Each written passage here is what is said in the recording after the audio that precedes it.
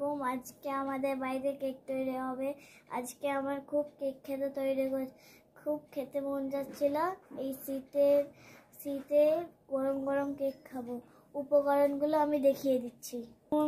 ময়দা, 3 কাপের মতন চিনি, 6টা ডিম, এইখানে তেল নিয়ে নেব, আর এইখানে বেকিং সোডা নিয়েছি। আমি চিনিটাকে একটু ব্লেন্ড করে নেব। তাহলে এই চিনিটা গুঁড়ো করে নিচ্ছি, তাহলে চিনিটা একটু মিক্সড করতে অসুবিধা হবে না। এই চিনিটা ব্লেন্ড করে ঢেলে নিলাম। এরপর ডিমটা একটু ব্লেন্ড করে নেব। এই দেখুন, এইখানে ডিমটা ভেঙে নিচ্ছি।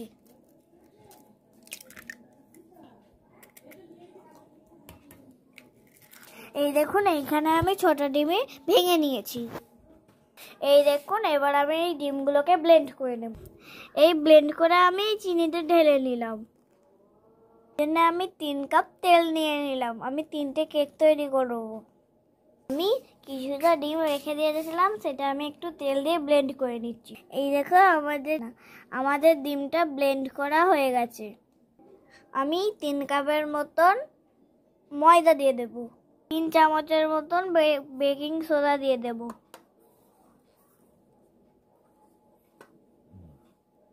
তোমরা কিছু দিয়েও মিক্সিং করতে পারো, আমি হাত দিয়ে মিক্সিং করে নেব।